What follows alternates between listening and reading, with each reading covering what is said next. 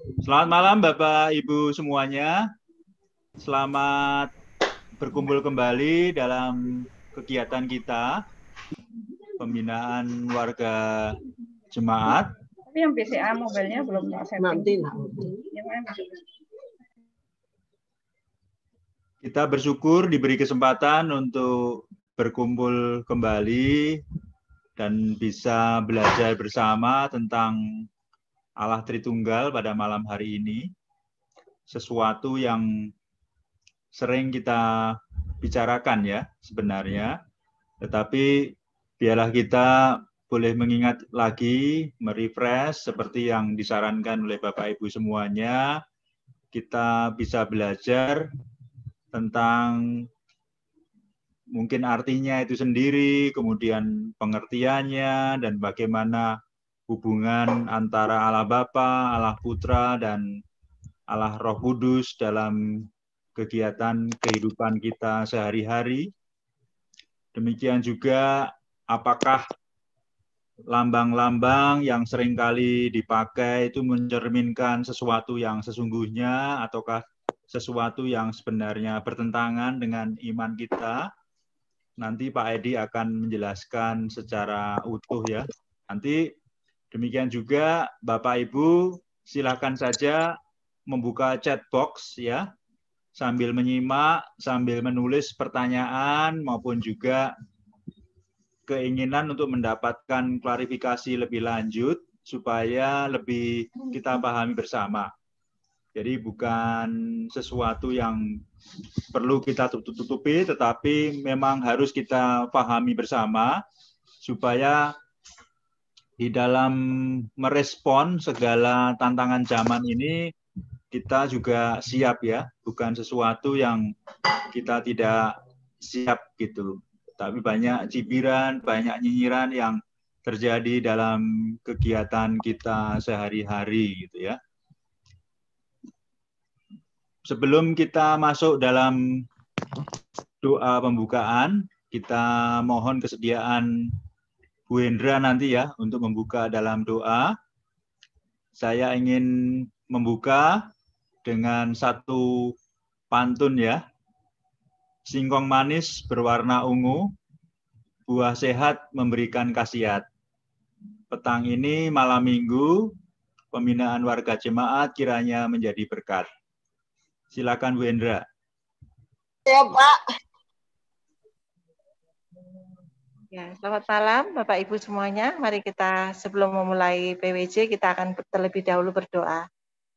Mari kita bersama-sama berdoa. Bapa kami yang di surga, kami datang padamu Tuhan di malam hari ini. Kami sungguh mengucap syukur kalau kami diberikan kesempatan pada malam hari ini untuk belajar bersama mengenai Allah Tritunggal. Kiranya Tuhan akan pakai hamba-Mu, Pak Pendeta Edi, yang akan menyampaikan firman Tuhan pada malam hari ini. Kiranya Tuhan berkati, berikan hikmat-Mu untuk bisa menjabarkan mengenai materi yang akan disampaikan pada malam hari ini. Kiranya Tuhan akan berkati kami, Tuhan, sebagai pendengar, supaya kami juga boleh mengerti apa yang disampaikan dan juga kami boleh semakin mengenal akan Allah kami, bahwa Allah kami adalah Allah yang sungguh adalah Allah yang benar yang patut kami sembah ya Tuhan. Terima kasih ya Tuhan Yesus, kami sungguh menyerahkan jam waktu ini ke dalam tangan pimpinan Tuhan. Kiranya Tuhan sendiri akan beracara, Tuhan juga akan memberkati sarana internet yang kami gunakan supaya semuanya bisa lancar dan kami semuanya boleh mendapatkan berkat dari awal sampai akhir. Terima kasih ya Tuhan Yesus, dalam nama Tuhan Yesus kami berdoa. Amin. Terima kasih Bu Hendra. Pak Anton. Ya, terima kasih kembali. Silakan Pak Edi. Iya, selamat malam Bapak Ibu semua. Terima kasih Pak Anton dan Bu Rizkila yang sudah berdoa. Oke, hari ini kita membahas satu bagian yang penting tentang doktrin kekristenan. Nah, ini sesuatu dasar bagi kita semua.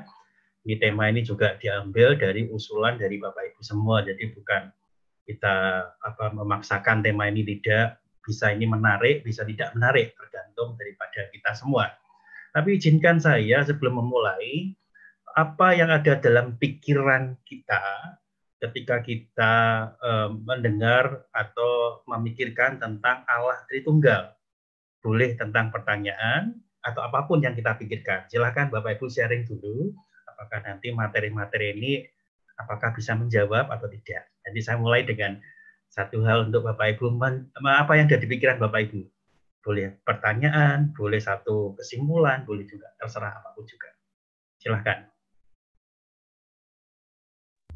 Ya Pak Edi, saya ingin menyampaikan satu pertanyaan Pak Edi. Halo? Halo? Nggak dengar, Silakan Pak Thomas. Ya, ya saya memang dalam hal mengenai doktrin Allah Tritunggal ini sempat terlintas di pikiran saya apa yang menjadi perbedaan utama antara doktrin yang mengatakan Allah Tritunggal dengan doktrin yang mengatakan Allah Tunggal atau oneness. Yang beberapa waktu yang lalu saya sempat mendengar ini merupakan suatu perdebatan, bahkan sampai ada beberapa gereja yang karena berbeda pandangan mengenai doktrin ini, akhirnya mereka keluar dari sinodenya, Pak. Nah, itu yang menjadikan saya menjadi suatu hal yang cukup menarik dalam arti apa beda utamanya antara doktrin Allah Tritunggal dibandingkan dengan doktrin Allah Esa atau oneness. Ya, itu yang sempat terlintas dalam pemikiran saya, Pak. Terima kasih. Iya, terima kasih Pak Thomas. Semoga nanti kita bisa mencari jawabnya. Tapi pemahaman gereja itu seperti apa, saya juga nggak mengerti tentang oneness-nya tadi ya. Oke, terima kasih Pak Thomas. Silakan yang lain Bapak Ibu kalau ingin menyampaikan sesuatu.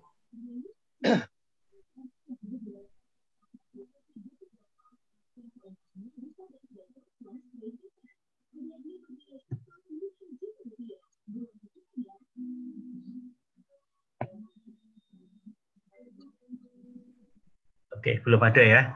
Nah, kalau belum ada, nanti sambil berjalan, kalau Bapak Ibu mau menyampaikan sesuatu juga boleh. Jadi kita ngobrol santai gitu ya. Oke.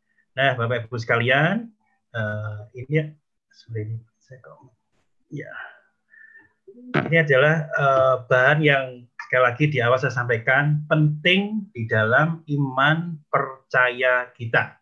Karena dari Allah Tritunggal ini adalah satu tema yang sangat mendasar di dalam kehidupan iman Kristen. Dan inilah satu yang keunikan di antara Allah-Allah yang lain yang ada, tentunya agama-agama yang ada di dunia. Satu keunikan tersendiri Allah Tritunggal. Tidak ada doktrin yang seperti ini di agama yang lain. Yaitu Bapak Ibu perlu pahami. Jadi kita Allah Tritunggal itu hanya ada di dalam kekristenannya. Seperti apa kita akan lihat bersama-sama. Jadi doktrin kekristenan yang paling sukar, saya katakan, dan ini banyak orang juga mengatakan ini doktrin kekristenan yang paling sukar. Jadi pemahaman Allah Tritunggal adalah salah satu misteri yang paling besar dalam kekristenan. Perhatikan, salah satu misteri yang paling besar dalam kekristenan. Jadi kalau kita ini adalah satu misteri, artinya tidak semua itu terjawab tuntas. Tetapi apa yang bisa kita ketahui. Ya, tapi tetap menjadikan satu misteri. Ya. Nanti kita akan lihat di sana. Ya, karena hal yang seperti itu, di doktrin Allah Tritunggal ini mempunyai kepentingan atau signifikansi yang kuat bagi kita orang percaya. Jadi kalau kita belajar istilah dari Allah Tritunggal itu sebetulnya tidak pernah ada dalam Alkitab. Jadi kalau Bapak Ibu ditanya sama orang-orang yang Allah Tritunggal, kemudian kita bilang, oh di Alkitab di mana Allah Tritunggal? Tidak ada. Istilah Allah Tritunggal itu memang tidak ada. Jadi pertama kali itu dipopulerkan oleh Tertullianus. Allah Tritunggal itu Trinity, three in satu kebanyakan dia, three in unity, three in oneness. Tadi yang disebut dengan apa namanya Pak Thomas tadi oneness tadi, tapi kita three in oneness, bukan hanya oneness saja. Nanti kita akan lihat bedanya. Jadi 3 pribadi, jadi trihu, tetap 3 pribadi atau trihu, tetapi satu natur, one God. Itu yang perlu kita pahami di situ. Nah, Bapak Ibu sekalian, Tertullian menariknya adalah Tertullianus ini ketika dia memberikan satu konsep atau tentang doktrin Allah Tritunggal ini di awal, jadi waktu awal ya, Allah Bapa ini berkuasa penuh atas Allah Anak. Jadi ini Allah yang tidak setara. Tapi kemudian terus kita, karena ini satu doktrin yang menarik, terus dipelajari oleh para bapak-bapak gereja, terus sampai dengan berikutnya, jadilah kita yang seperti ini. Jadi Bapak Ibu sekalian, tidak ada istilah Allah Tritunggal di Alkitab kita, yang populernya pertama seperti itu, tapi pemahamannya bukan seperti yang sekarang saya pahami dan juga akan Bapak Ibu pahami. Nah, kita akan lanjut lagi. Allah Tritunggal dalam Perjanjian Lama itu jadi kita lihat Allah secara lengkap Allah Tritunggal ya. Tidak ada istilahnya, tapi itu ada dalam Perjanjian Lama. Indikasi kemajemukan Allah itu ada di dalam Kejadian 1 ayat 26. Silahkan seseorang bisa membuka Alkitabnya, Kejadian 1 ayat 26, kemudian silahkan dibaca.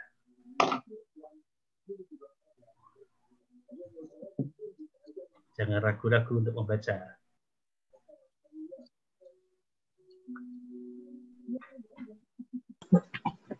Saya baca ya Pak Edi. Kejadian Ya, 1 ayat 26. Berfirmanlah Allah, baiklah kita menjadikan manusia menurut gambar dan rupa kita, supaya mereka berkuasa atas ikan-ikan di laut dan burung-burung di udara dan atas ternak dan atas seluruh bumi dan atas segala binatang melata yang merayap di bumi. Iya. Terima kasih Ibu Liana. Bapak Ibu sekalian, ini waktu awal penciptaan konteksnya. Tuhan berkata, baiklah kita. Nah, kita itu siapa? Terus ada dugaan, ini ada dugaan ya yang pertama ya. Ini Allah yang lain atau pribadi yang lain. Tapi kalau kita menyebutkan waktu itu belum ada siapa-siapa, roh Allah melayang-layang begitu kan. Atau dugaan yang lain, ini tentang malaikat-malaikat Tuhan. Malaikat-malaikat Tuhan. Tetapi saya dan para penafsir yang bertanggung jawab lebih mengarahkan di dugaan ini adalah pribadi Allah yang lain.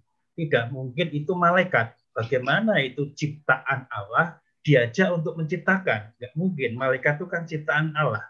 Jadi ada Allah pribadi yang lain yang diajak oleh Allah itu menciptakan dunia, menciptakan segala sesuatu. Nah, itu jadi kalau dikatakan tafsiran yang paling kuat bukan malaikat, tetapi adalah pribadi Allah yang lain. Dan sinilah satu indikasi temukan ada kemajemukan Allah.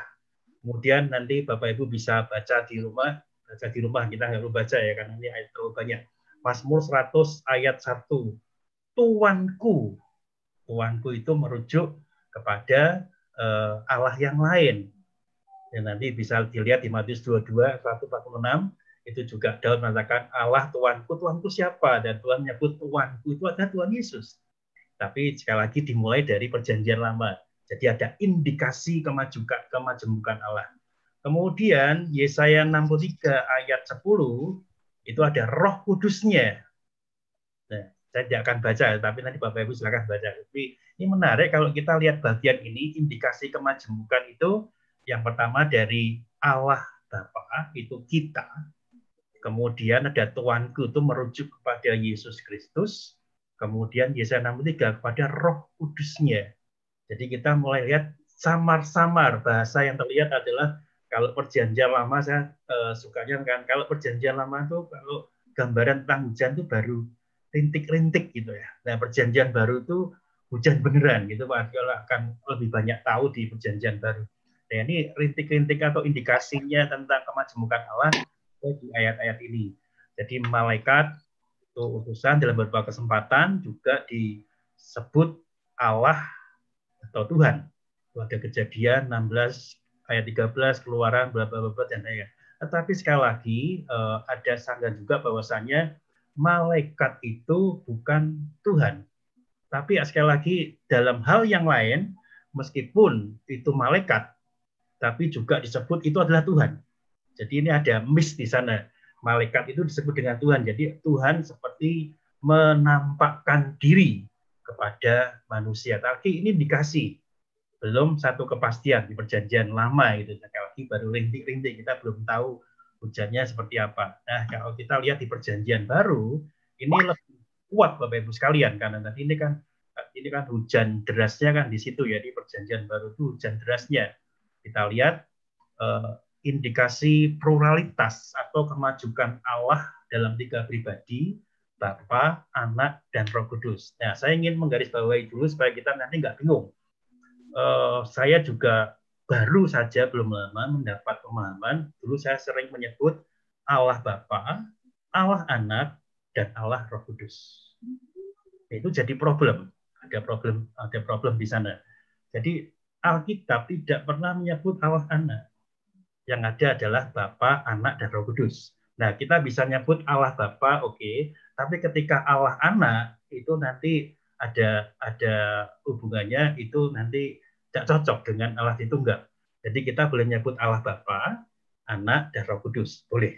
Tapi kalau Allah Anak kita keliru. Kita nyebut Bapa, Anak, dan Roh Kudus itu oke. Tapi kalau Bapa kan kita bingung nih Bapa siapa. Jadi kita tulis dengan Allah Bapa, Anak, dan Roh Kudus. Nanti Alkitab akan menjelaskan pada kita. Nah, itu satu keterangan dari saya gitu ya. Matius 3:16. Ini yang paling kuat ada di sana, membuktikan 3 pribadi ada di sana. Ketika Yesus dibaptis. Nah, kita karena ini ayat yang penting, silahkan seorang dari antara kita membaca ayat ini. Ini bagian yang penting untuk kita pahami gitu ya. Silahkan seorang dari antara kita membaca Matius. Saya bacakan, Pak. Ya, silahkan. Matius 3 ayat 16 dan 17. Sesudah dibaptis, Yesus segera keluar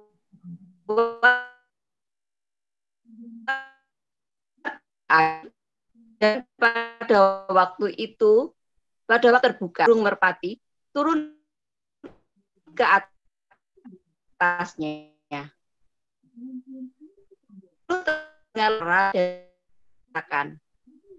Inilah anakku yang kukasihi, kepadanya lah aku berkenan. 11. Terima kasih Bu Hana.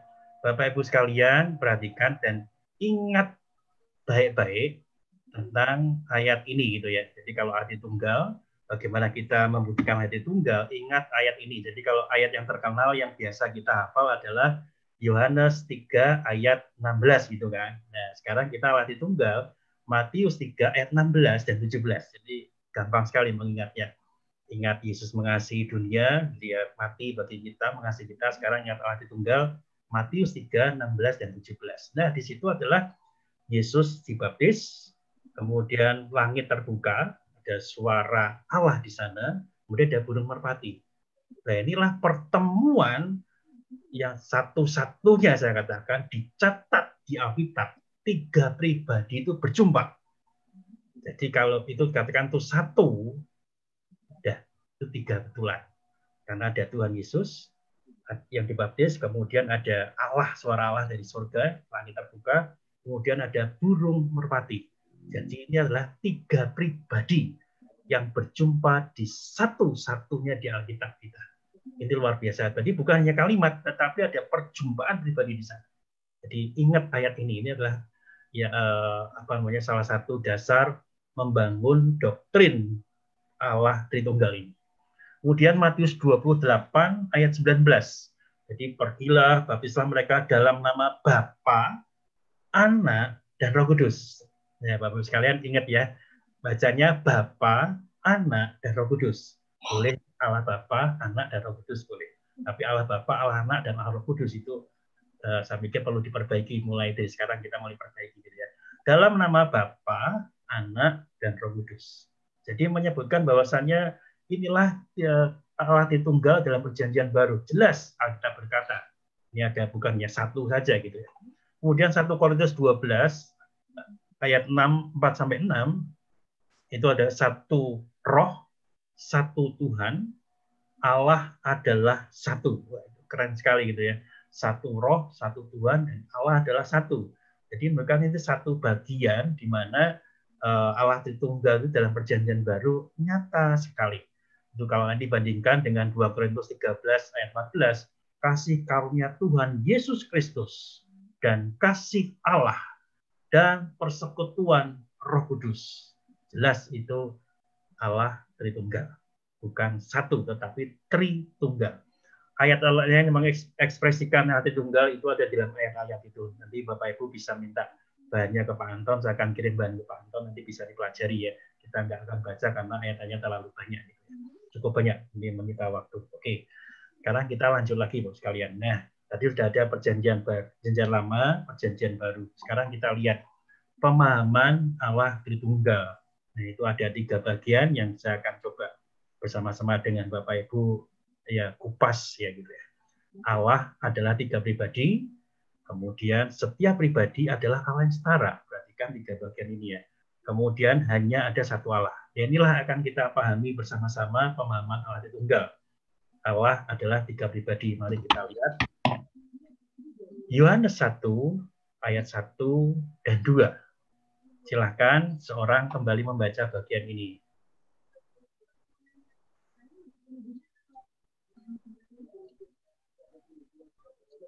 Yohanes 1 ayat 1 dan 2.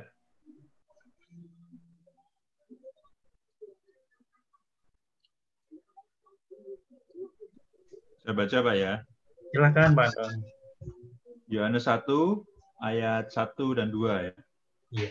Pada mulanya adalah firman. Firman itu bersama-sama dengan Allah dan firman itu adalah Allah. Ia pada mulanya bersama-sama dengan Allah. Iya. Terima kasih Pak Anton.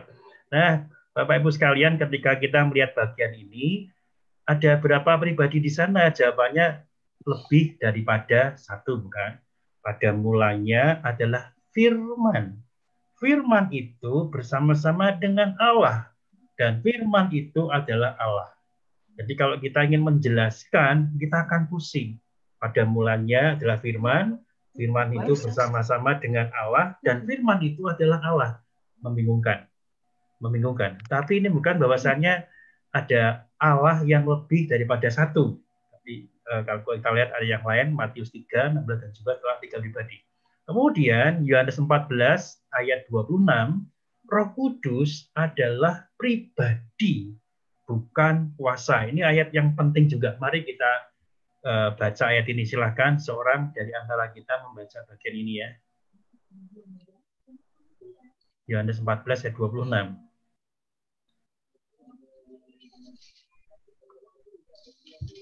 Baik, saya baca Pak. Silakan Pak. Yohanes 14 ayat 26. Tetapi penghibur, yaitu Roh Kudus, yang akan diutus oleh Bapa dalam namaku, dialah yang akan mengajarkan segala sesuatu kepadamu. Dan akan mengingatkan kamu akan semua yang telah kukatakan kepadamu. Iya. Terima kasih Pak Thomas. Bapak Ibu perhatikan, ini adalah ayat yang sering dipakai juga untuk bagian yang lain gitu ya. Nanti yang dimaksud dengan Roh Kudus itu siapa gitu kan. Yang dimaksud Roh Kudus dalam bahasa yang bisa menunjukkan dalam bahasa aslinya itu bisa digunakan yang lain. Tapi bagi kita jelas adalah Roh Kudus. Nah, Roh Kudus ini yang saya berikan tekanan adalah bahwasannya ini adalah pribadi. Perhatikan Bapak Ibu sekalian, aku akan mengutus gitu ya. Tetapi penghibur yaitu Roh Kudus yang akan diutus oleh Bapa dalam namaku. Jadi kan ada tiga pribadi gitu ya.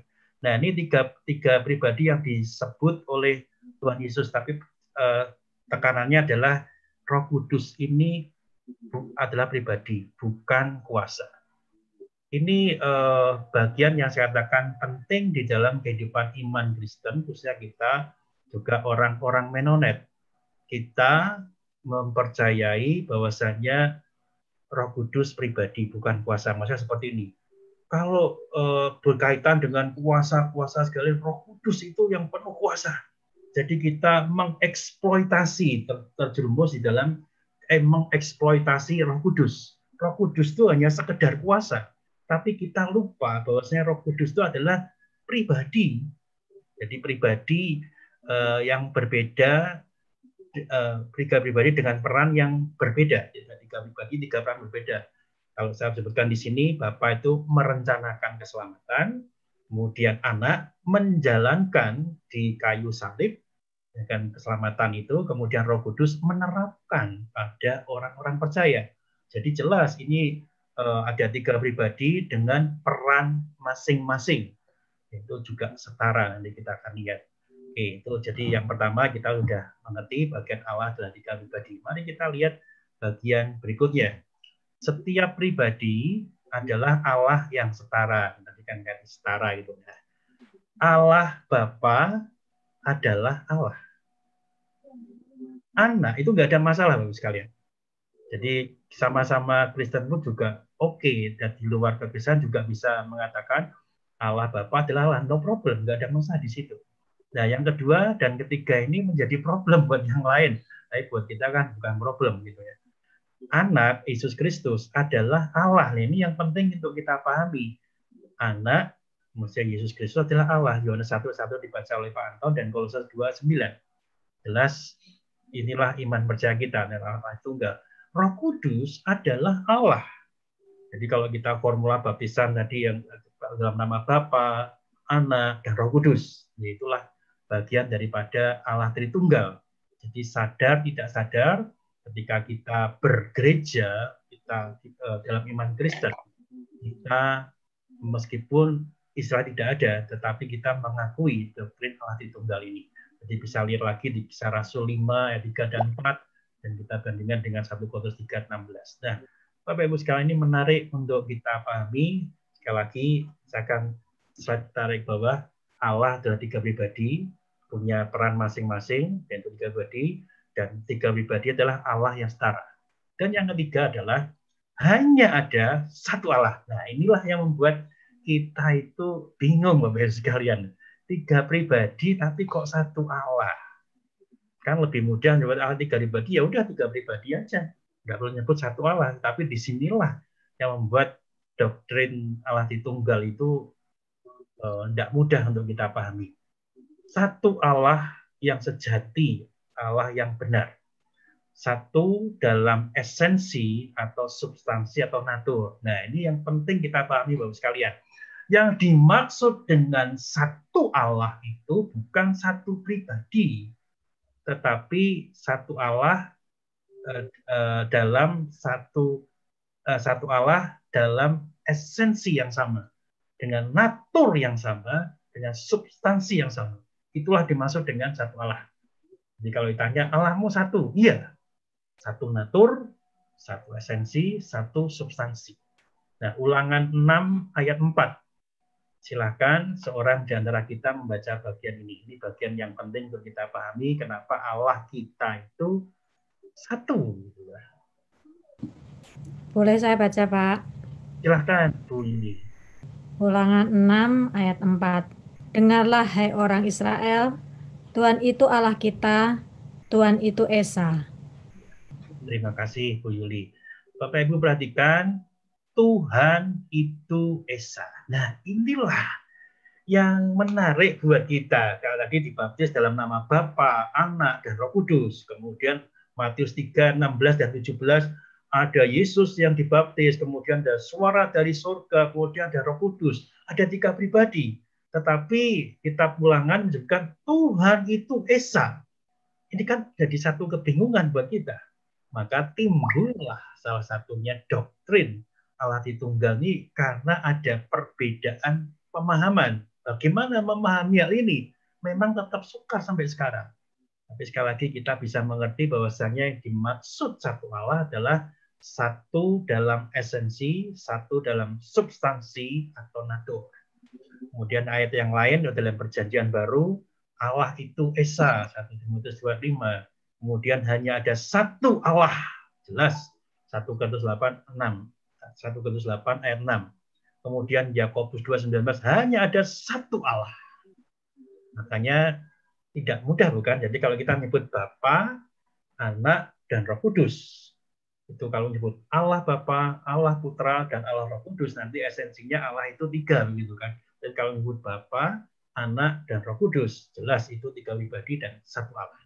Itu makanya tadi saya katakan kita perlu hati-hati menyebut Allah Anak, Allah Roh Kudus. Enggak, Roh Kudus, tapi dia adalah Allah. Ini ada, kita akan membaca di bagian yang penting yang perlu kita hidupi. Nah, tadi 3 bagian. Nah, ini bagian yang menarik untuk kita pelajari, pembelaan filosofis terhadap Allah Tritunggal. Ini bagian yang penting sekali. Doktrin Allah Tritunggal pada dasarnya tidak dapat dibuktikan dengan akal. Ini saya nggak ngarang-ngarang, Bapak sekali, serius benar.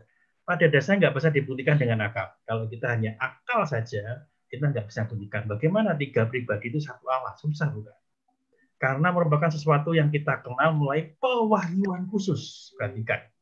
Jadi kalau kita, ini adalah pewahyuan khusus, jadi hanya, kalau khusus ya sifatnya khusus. Kita yang bisa memahami adalah kita yang mengerti tentang pewahyuan khusus. Jadi saya menyebut pewahyuan khusus seperti ini. Tuhan menciptakan matahari, bulan, dan bintang. Itu adalah pewahyuan umum, general revelation. Tetapi yang ini adalah pewahyuan khusus. Pewahyuan khusus itu apa? Alkitab.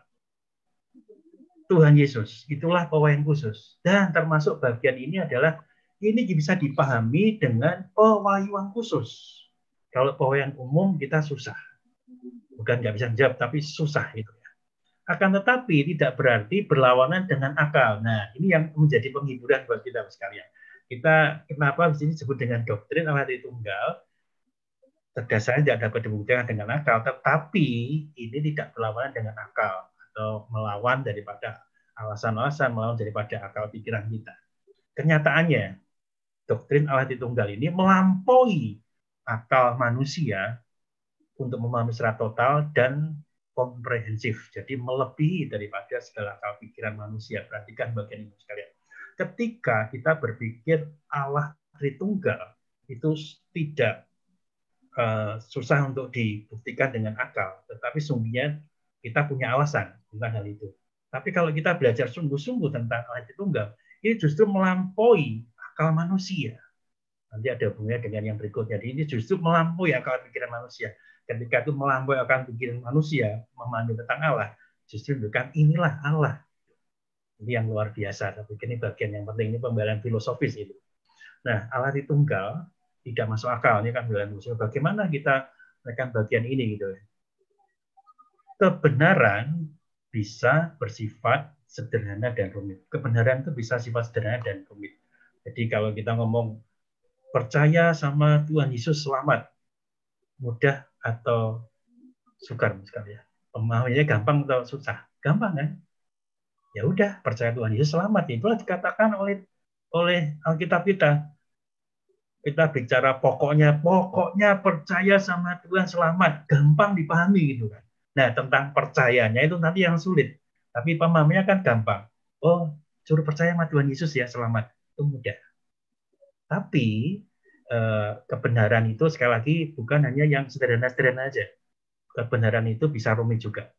Kesederhanaan dan kerumitan itu tidak mempengaruhi kebenaran. Yang sederhana maupun yang rumit, kebenaran itu ya kebenaran. Tidak dipengaruhi oleh yang sederhana dan rumit. Jadi kebenaran mau sederhana mau rumit, ya itulah kebenaran. Kebenaran tidak, sekali tidak disangkutkan dengan sederhana dan rumit. Tapi tetap kebenaran. Doktrin Allah Tritunggal seringkali ditolak karena dianggap terlalu rumit. Dan serangan-serangan kepada orang-orang Kristen, Bapak Ibu jangan kaget gitu ya, nanti kalau diperhatikan, yang paling sering serangan itu adalah tentang doktrin Allah Tritunggal. Kalau kita sudah bisa memahami Allah Tritunggal, nah kita menyampaikan Allah Tritunggal seperti ini. Mereka percaya enggak? Ya mereka susah juga gitu kan. Seperti kita ngomong percaya pada Yesus, mereka mau percaya enggak? Kan susah juga.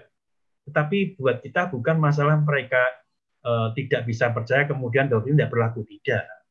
Kita percaya inilah doktrin yang berisi kebenaran Allah Tritunggal. Dan kita sering diserang karena ini. Teisme itu adalah keberadaan Allah tanpa penyebab. Maksudnya gini, kalau kita belajar tentang kealahan, sehingga kan ada satu pertanyaan yang mendasar di sana. Manusia diciptakan oleh Tuhan. Semuanya diciptakan oleh Tuhan. Nah, terus pertanyaan sama, Allah yang menciptakan siapa? Allah itu asalnya mana? Ini kan juga bagian yang rumit untuk kita pahami. Dan tidak bisa dijawab, kan? Tidak bisa dipahami dengan akal manusia. Ketika siapapun agama yang sama-sama punya agama dan mempercayai Allah itu adalah pencipta, PR-nya sama. Siapa yang menciptakan Allah? Dan nggak ada yang bisa jawab. Nggak ada yang bisa jawab. Makanya timbul dongeng-dongeng seperti itu. Tapi akhirnya juga ujungnya itu mana? Nggak tahu semua. Tetap misteri, bukan? Nah, kenapa kalau kita doain Allah Tritunggal itu misteri, mereka pada bingung, nggak pada repot, kan? Harusnya nggak seperti juga. Jawaban tentang Allah juga sama-sama jadi PR semua, gitu kan? Akal ciptaan Allah, ada akal, jadi akal manusia itu ciptaan Allah, ada perbedaan kualitas yang hakiki antara pencipta dan ciptaan. Jadi kita itu terbatas karena kita ciptaan. Memahami Allah yang menciptakan kita kan susah sekali. Nah, sampai di sini kita mulai pahami ternyata tidak mudah ya memahami Allah Tritunggal dan bagaimana asal mulai bagi Allah. Nggak ngerti kita karena kita terbatas, karena kita adalah ciptaan. Sejauh mana tingkat keutuhan pemahaman, apa komprehensibility-nya kita terhadap Allah tergantung sejauh mana Allah mau menyatakan dirinya kepada kita. Nah, ini jadi ayat yang penting. Saya agak memaksakan ayat ini, saya jujur, saya agak memaksakan ayat ini. Tetapi ini ayat yang baik untuk kita pahami. Jadi Allah, sejauh mana Allah itu memberikan pewahyuan kepada kita mengerti. Tapi kalau Allah tidak memberitahu, ya kita nggak ngerti. Maka ada misteri-misteri. Allah asalnya dari mana ya? Nggak ngerti gitu kan. Tapi Allah memang ada sejak awal. Catatan Alkitab seperti itu, dan kita oke. Itu karena Allah memberitahu kita lewat Alkitab. Nah, kita lihat Ulangan 29 ayat 29. Bapak itu kalau ada kesulitan, bisa tanya bagian ini, bisa jawab dengan bagian ini. Jadi ini kan satu pembelaan, gitu, pembelaan kita tentang Allah Tritunggal. Sekaligus kita ini lagi belajar bagaimana kita membela diri, terusnya membela bagaimana kita iman percaya kita. Ulangan 29 ayat 29. Silakan seorang dari kita menemukan bisa langsung membacanya.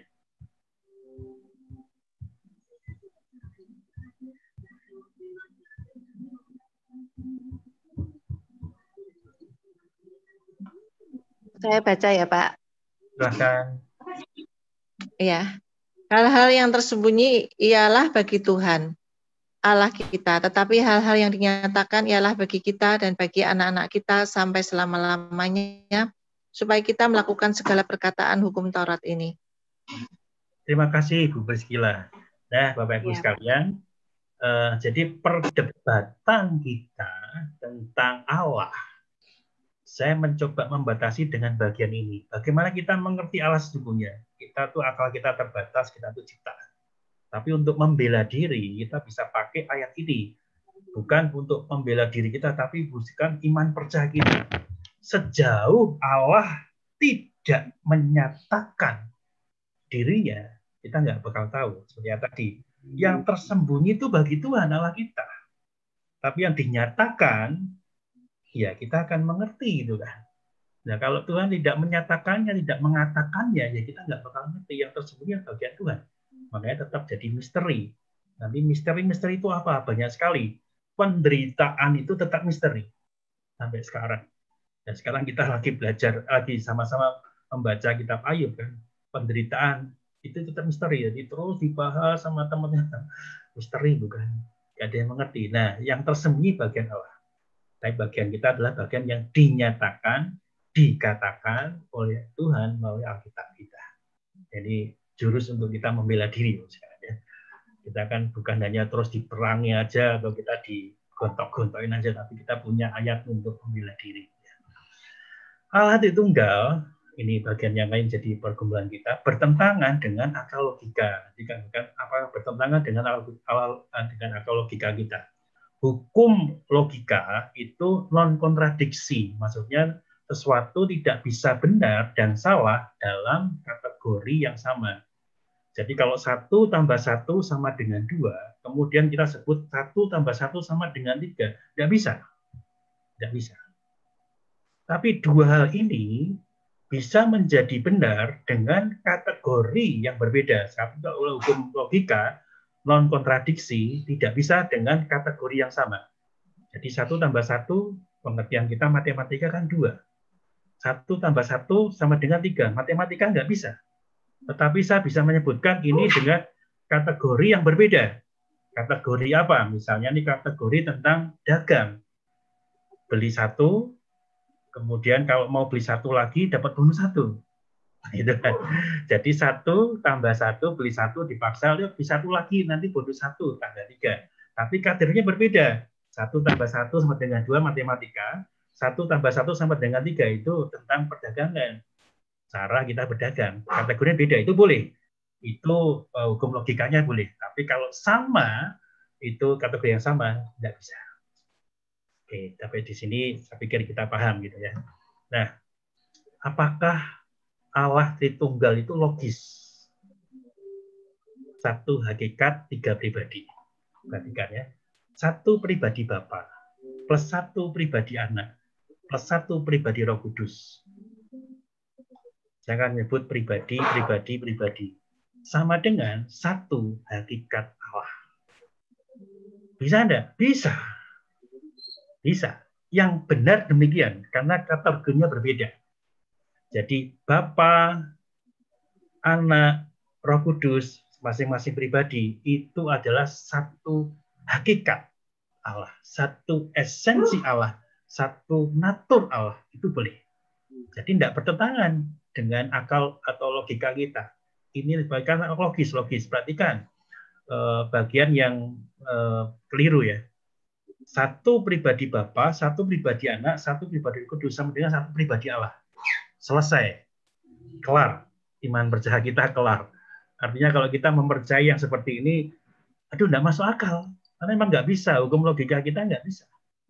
Nggak bisa dong, 1 pribadi saya sama dengan 3 pribadi. Tetapi kalau kita menyebut dengan 1 hakikat Allah, itu tidak berlawanan dengan hukum logika. Kemudian kalau kita menyebut 1 natur Bapa, 1 natur Anak, 1 natur Roh Kudus sama dengan 1 natur Allah, itu juga keliru. Karena kategorinya sama. Jadi sekarang gimana kita menyebut Allah Tritunggal? 3 pribadi, 1 hakikat, atau 1 natur, atau 1 esensi. Itu tidak berlawanan dengan hukum logika. Kita itu kan manusia, punya logika, cara berpikir, dan itu harus kita selaraskan dengan pikiran kita. Sukar enggak bagian ini? Masih tetap sukar. Misteri. Bagaimana 3 pribadi itu 1 Allah? Seperti Ulangan 6 ayat 4 tadi gitu kan. Tapi kita bisa membuktikan, oke, ini bisa diterima dengan akal kita. Apakah Allah Tritunggal logis bagian yang berikutnya? Jika Allah dapat dipahami sepenuhnya, ini kan pembelaan kita, maka ya bukan Allah. Kembali ke Ulangan 29 ayat 29. Ya kalau memang bagian tersembunyi bagian Allah ya itu bagian Allah gitu. Jadi dia bukan Allah kalau bisa dipahami sepenuhnya. Jika kekristenan menciptakan doktrin Tritunggal, maka sudah pasti akan dibuat lebih mudah, perhatikan. Dibuat lebih mudah sehingga tidak dikatakan sebagai tidak masuk akal. Kalau memang kita, orang Kristen, dimulai dengan Tertullianus, kemudian disempurnakan jadi Allah Tritunggal seperti ini. Kalau memang itu tidak masuk akal, rasanya tidak apa namanya, jadi di PR dan menjadi kelemahan kita, bukan? Tapi justru yang tidak masuk akal itu, dan tapi bisa dipahami dengan logika kita, ini menjadikan doktrin yang menarik, sekaligus penting di dalam kehidupan kita. Melihat kerumitan doktrin Allah Tritunggal memperkuat argumentasi bahwa doktrin ini bukanlah ciptaan atau karangan orang-orang Kristen, tetapi merupakan pewahyuan daripada Allah. Jadi kalau gampang dipahami, ya oke, kita ada bagian-bagian digampangi, tapi bagian semakin ini rumit, semakin kita mengerti, oh ini bukan karang-karangan manusia, tapi merupakan pewahyuan Allah. Nah, semakin kita, wah ternyata Allah Tritunggal sampai di sini ya. Nah, ini kesalahan-kesalahan, ini hampir terakhir kita ya, kesalahan-kesalahan yang disebabkan karena penggunaan ilustrasi yang tidak memadai. Nah, Bapak Ibu sekalian, seringkali kita pakai yang kita dengar kalau memberikan ilustrasi tentang Allah Tritunggal itu apa ya? Bapak Ibu bisa ngomong aja langsung. Apa ya? Bapak Ibu bisa sebutkan? Ilustrasi tentang Allah Tritunggal itu biasanya apa yang disebutkan oleh para pendeta? Bapak Ibu pernah mengerti, membaca, mendengar? Biasanya ilustrasinya tentang apa ya?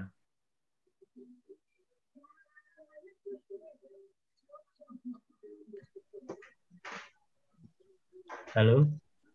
Kayaknya tangga itu Pak yang sering di buku itu kan, di buku Aku dan Aku itu kan tangga ya.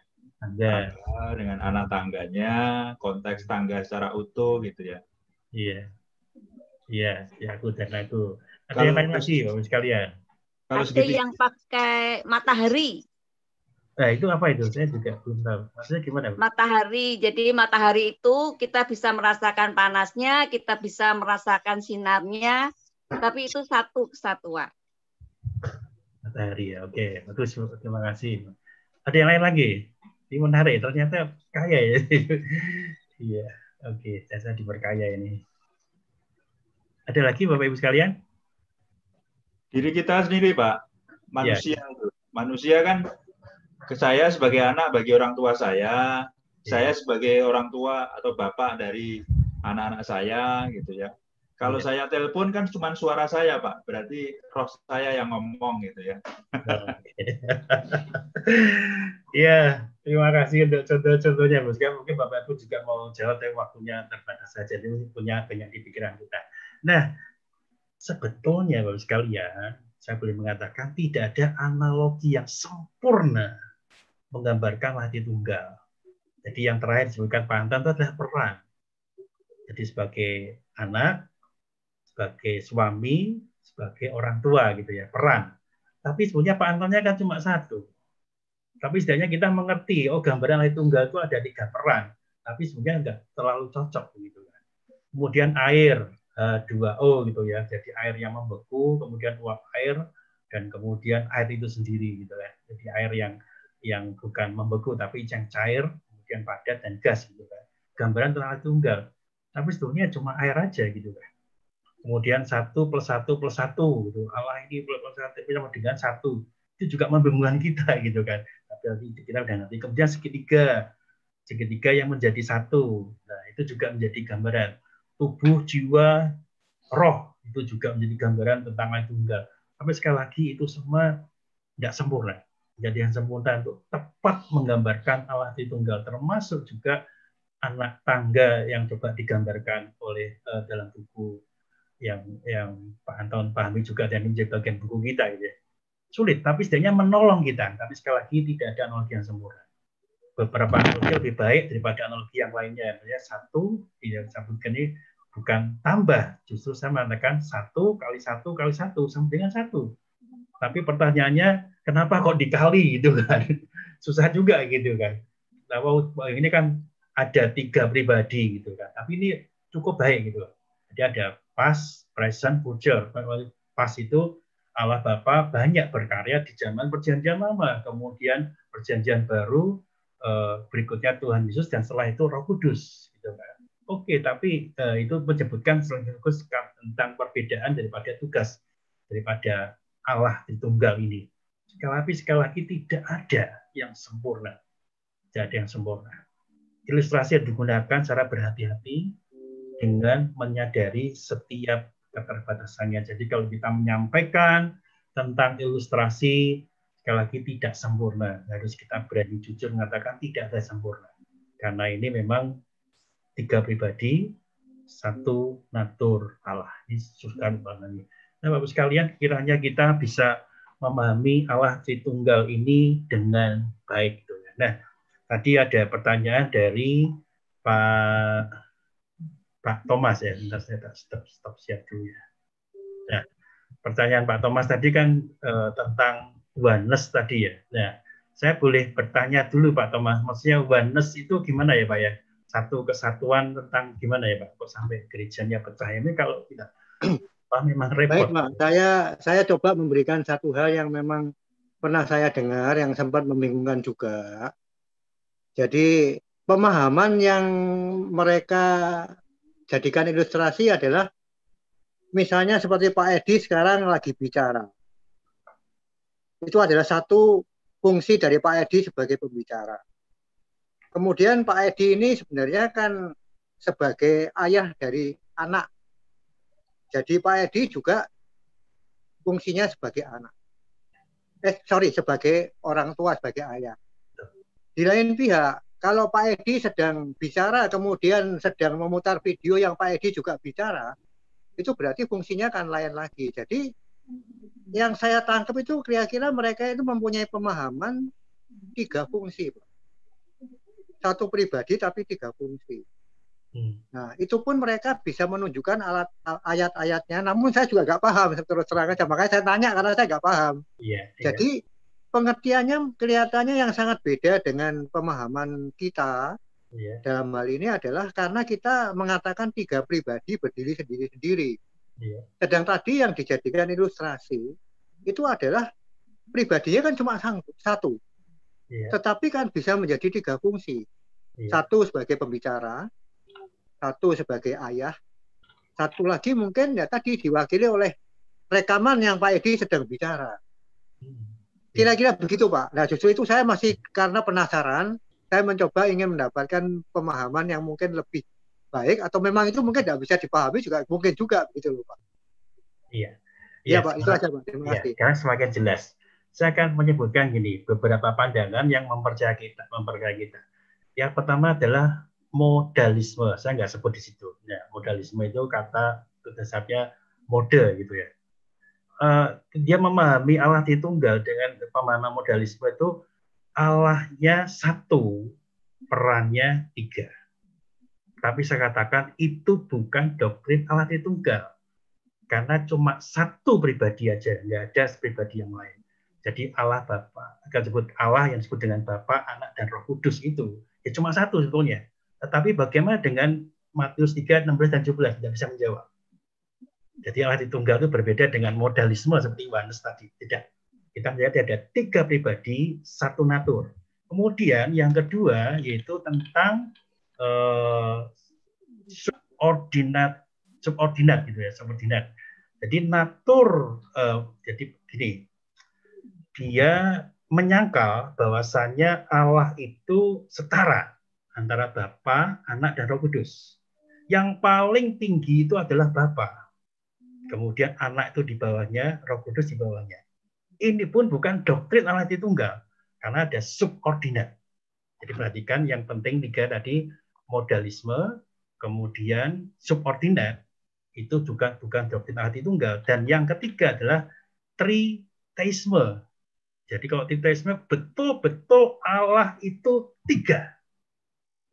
1 pribadi Allah, pribadi Allah itu tidak ada. Jadi Bapa, Anak, dan Roh Kudus semuanya Allah dan menyebutnya dengan 3 pribadi. Dan itu bukan kita. Jadi perhatikan 3 bagian itu ya. Modalisme, 1 Allah, perannya banyak, perannya 3 sekarang. Kemudian yang kedua subordinat. Allah Bapa itu paling tinggi, itu Allah Bapa, kemudian yang lainnya di bawah. Yang ketiga itu adalah Tritarian, berarti artinya adalah semuanya adalah Allah dan kemudian 3 Allah. Dan itu bukan Allah yang esa. Dan saya menduga yang dimaksud Yohanes tadi adalah modalisme. Yohanes tadi sebetulnya tidak percaya 3 Allah, Pak. Tapi itu percaya 1 Allah aja. Dan kita percaya 3 pribadi Allah, 1 natur Tuhan. Masih bingung kan? Ya memang susah dipahami, tapi itu masuk di dalam tatar logika manusia. Karena bukan 1 kategori yang sama. Apakah Pak Thomas masih bingung? Ya, jadi kelihatannya memang ada sebagian kecil sinode, mungkin katanya sekitar 5% menganut hal itu. Jadi itu mungkin di dalam pemahaman di dalam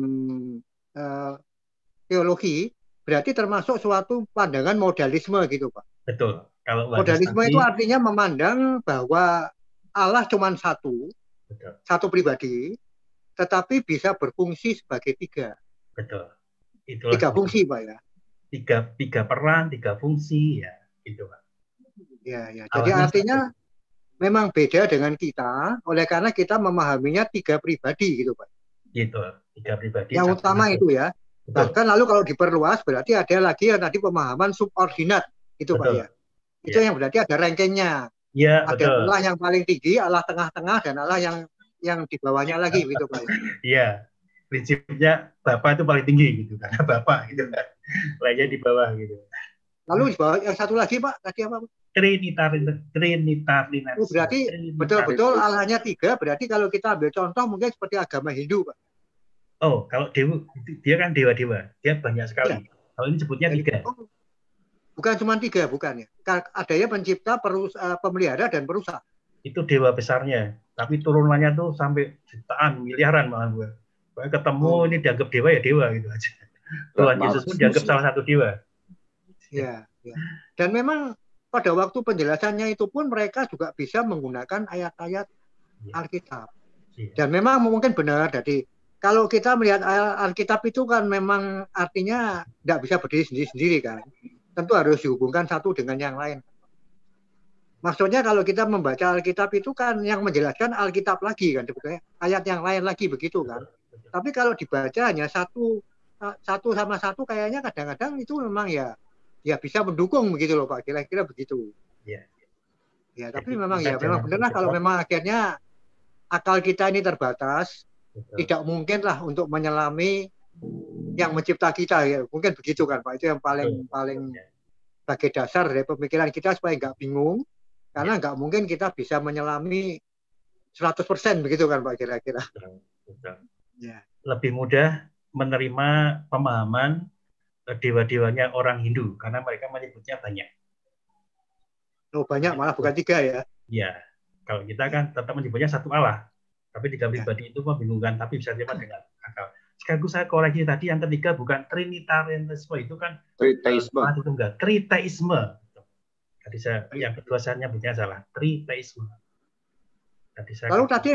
Kalau yang dikatakan dengan natur Pak, natur itu sebenarnya kan beda sama hakikat, karena tadi kan kenyataannya hakikat kan memang 1, tapi natur 3 kan tadi. Pribadinya 3 Pak.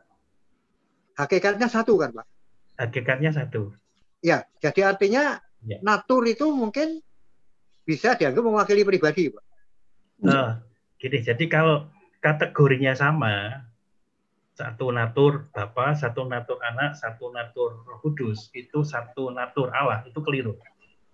Tapi kita memahami dengan kategori yang berbeda. 1 pribadi sama dengan 1 natur. Atau 1 esensi. Yaitu esensi dari Allah. Naturnya siapa? Naturnya Allah. Kalau begitu boleh nggak untuk manusia ini ada natur roh, natur jiwa, dan natur tubuh Pak? Ya. Lalu sebagai satu hakikat, 1 esensinya manusia. Ya. Nah, boleh seperti itu Pak? Itu sekali lagi itu bukan penggambaran yang tepat, itu punya kelemahan di dalam menggambarkan Allah Tunggal. Itu nanti kalau tubuh, jiwa, dan roh itu berbeda tentang pemahaman Allah Tunggal Pak. Jadi yang dimaksud dengan tubuh, jiwa, dan roh nanti ada pembahasan lagi tentang dikotomi, trikotomi gitu Pak. Percaya dikotomi atau trikotomi, tapi itu tidak ada sangkut paut langsung dengan Allah Tunggal, tubuh, jiwa, dan roh. Jadi dalam pemahaman di teologi pun ada yang menganut 2 hal, Pak. Berarti ada yang dikotomi, yang hanya menyangkut jiwa dan tubuh saja, tapi ada yang trikotomi gitu. Betul. Jadi dalam pemahaman sinode pun ada yang begitu, Pak.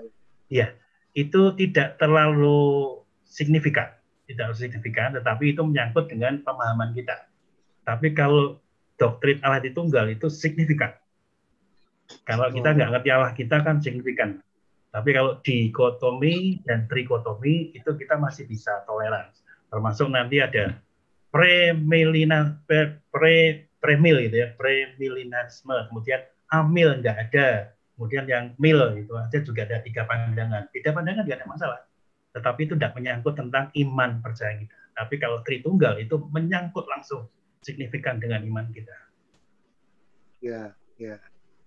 Ya, baik Pak. Saya rasa ya memang belum artinya bisa memberikan sesuatu pemahaman, tapi yang penting kita percaya yang mana dah. Menurut saya begitulah. Karena kalau kita pikir memang nggak bakal ada habisnya itu memang. Ya, kalau yang tadi boleh milih yang amil, premil, dan mil sendiri itu boleh milih. Dikotomi, trikotomi boleh milih. Tetapi waktu tunggal nggak ada pilihan. Kalau yang tadi dikotomi, trikotomi tadi di teologi juga diajarkan ada.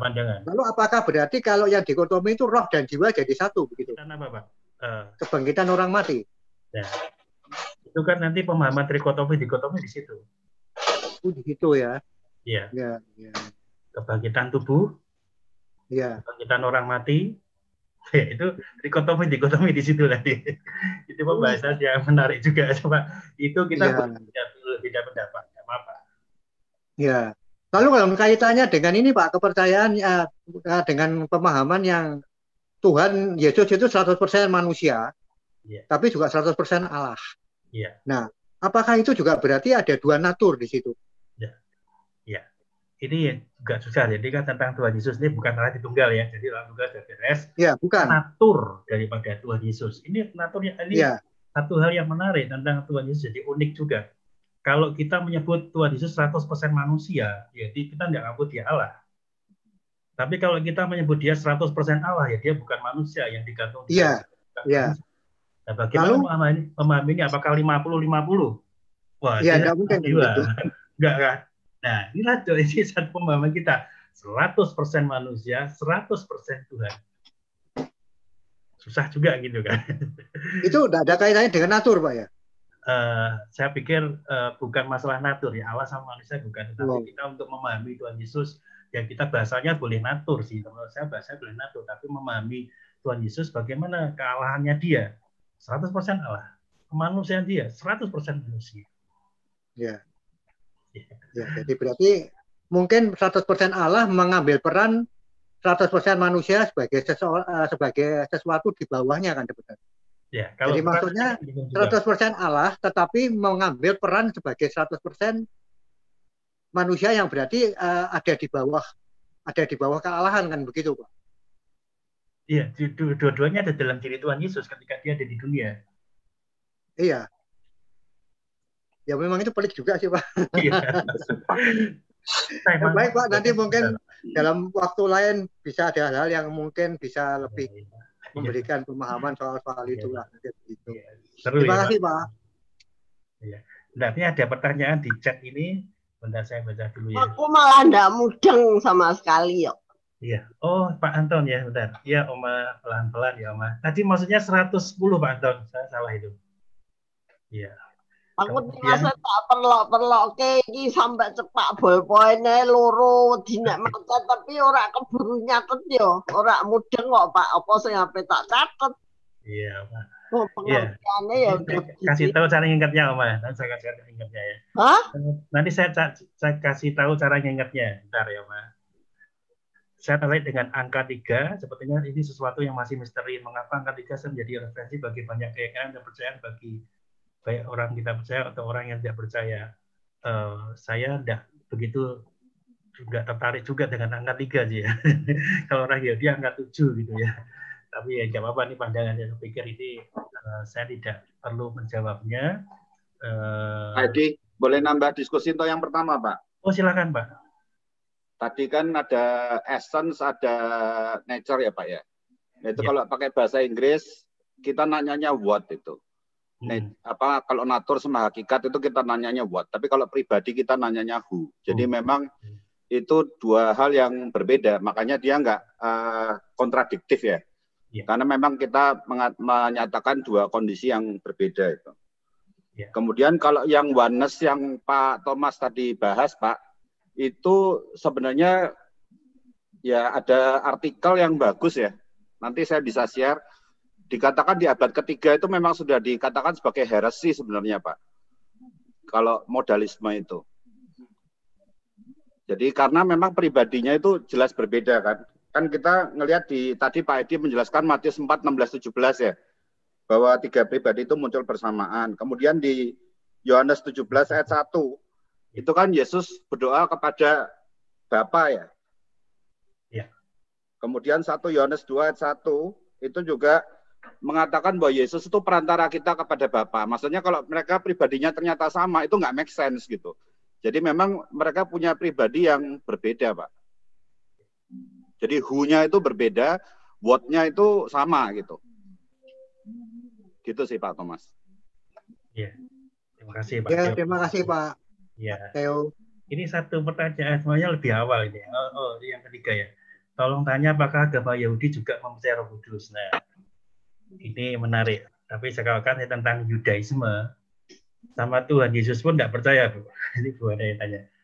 Tuhan Yesus itu belum pernah datang, Yesus itu belum datang buat mereka. Jadi memahami Roh Kudus lebih sulit lagi, karena Tuhan Yesus saja belum datang. Kalau Tuhan Yesus ngomong, aku akan pergi pada Bapa dan dia akan mengutus penolong bagimu, yaitu Roh Kudus. Itu kan bagian kedua istilahnya. Sama Yesusnya aja tidak percaya mereka. Mesias itu belum datang. Mereka masih menunggu kedatangan Mesias. Kalau bagi kita, Mesias sudah datang. Jadi ke surga nanti akan datang kedua kalinya. Mereka yang pertama aja belum datang. Maka mereka ada gerakan-gerakan tentang anak domba yang murni gitu kan, di sana yang tidak bercacat. Mereka tempelkan Mesias kan datang. Buat kita sudah datang. Gitu. Ya, oke. Udah, saya kembalikan waktu kepada Pak Anton. Silakan Pak Anton. Ada satu lagi Pak dari Agustin Pak. Ya. Itu di 1 Yohanes 4 ayat 16 kan dikatakan Allah itu kasih. Ya kan? Nah, itu sebenarnya di situ dia mencoba ya menjabarkan seperti Pak Edi tadi bilang kan nggak ada yang sempurna ya Pak. Tapi kalau misalnya ya kayak ada Pak Edi mengasihi Bu Rita, supaya itu terjadi kan harus ada orang yang mengasihi, ada yang dikasihi, dan ada roh yang mengasihi satu sama lain gitu. Jadi kalau dibilang Allah itu kasih gitu, itu ada Bapa yang mengasihi anak, ada anak yang dikasihi Bapa, dan ada ya roh kasih itu sendiri. Itu antara Bapa, Anak, dan Roh Kudus. Jadi kalau misalnya salah satu nggak ada, ya kita nggak bisa bilang Allah itu kasih gitu. Kalau Allah itu kasih, tiga-tiganya itu ya jadi satu itu gitu. Iya. Iya. Iya, terima kasih Pak Theo. Iya, tiba-tiba saya ingat juga. Jadi kalau ini kan Allah Tritunggal ini kan kita lakukan. Kemudian ada timbul pertanyaan, kalau kita berdoa di dalam nama Tuhan Yesus gitu kan. Itu kan cuma satu pribadi gitu ya. Jadi kalau saya di kampus itu kok butuh satu pribadi ya, cukup lah itu mewakili semuanya, itu kan juga Allah. Tapi ada yang tidak mau teman saya kalau berdoa di dalam nama Bapa, Anak, dan Roh Kudus. Sempurna gitu. Oke, kita bacakan di dalam nama Tuhan Yesus sudah cukup. Tapi buat teman-teman yang nanti Allah Tritunggal, doanya dalam nama Bapa, Anak, dan Roh Kudus itu. Ya boleh-boleh aja gitu. Nah, tadi PR saya boleh ke Oma belum ya? Jadi Oma jangan bingung Oma. Allah Tritunggal itu 3 pribadi, 1 Allah. Yang Oma perlu catat 1 ayat aja deh. Matius 3, 16 dan 17 Oma. Matius 3 ayat 16 dan 17. Matius 3 ayat 16 dan 17. Ayat 16 dan 17. Itu Allah 3 pribadi. Itu 3 pribadi, 1 Allah. Karena ada Tuhan Yesus, ada Bapa di surga. 3 pribadi, 1 hakikat tadi kan. Yang tak catat ya itu. Ya, betul. Cuma nggak mudeng gitu loh. Ya, memang agak susah Oma. Kalau mau ingat lagi gimana nggak mudeng ya, tadi Ulangan 29 ayat 29 tadi. Ya udah tak catat sih. Oh ya Oma. Simpel aja kita pahami gitu. Jadi kalau kita memang rahasia Allah, kita nggak bisa ngerti yang otaknya terbatas gitu. Iya, tapi tidak bertentangan dengan logika. Jadi jebakannya adalah kita jangan nyebut ini pribadi Allah, pribadi ini pribadi Bapa, pribadi Anak, pribadi Roh Kudus, itu satu pribadi Allah, itu salah. Tapi selama nyebutnya kita berbeda yang lain, ya oke, kita selesai, kita betul. Ini 3 pribadi, 1 Allah. Jadi nyebutnya berbeda, kategori yang berbeda. Ya. Ya, ini Bu Ana diimani saja, ya diimani Bu. Dan kita perlu membela diri, perlu membela iman kita. Ya. Karena kita sering diserang di bagian ini. Ya silakan Pak Anton. Agak terlambat 10 menit ya, 11 menit. Ya nggak apa-apa Pak. Ya, okay. Terima kasih Pak Edi. Ya, saya pikir tadi sesuatu yang bisa kita renungkan bersama ya. Jadi kalau Bapak Ibu, rekan-rekan semua masih ada pertanyaan dalam hati gitu ya. Iya. Nanti silakan aja dicatat pertanyaan-pertanyaan apa, nanti kita bisa membuat sesi tersendiri yang masih belum belum puas ya dengan diskusi kita karena waktu kita terbatas, dan nanti bisa disiapkan lebih lanjut dari perspektif yang berbeda ataupun kelanjutan diskusi kita malam hari ini. Jadi tidak harus malam ini semuanya kita kuasai ya. Tadi kan ada beberapa hal yang memang masih menjadi pertanyaan-pertanyaan, sesuatu yang wajar, yang memang harus kita pikirkan bersama gitu ya. Apalagi ini menyangkut iman kita yang perlu kita sampaikan kepada orang-orang yang belum percaya, terutama itu. Nah, untuk menutup kegiatan kita malam hari ini, kita minta kesediaan Pak Alep ya, untuk menutup dalam doa. Silakan Pak Alep. Terima kasih. Mari kita tundukkan kepala. Bapa yang di surga, terima kasih ya Bapa, kalau pada petang ini kami boleh mengikuti acara pembinaan warga jemaat.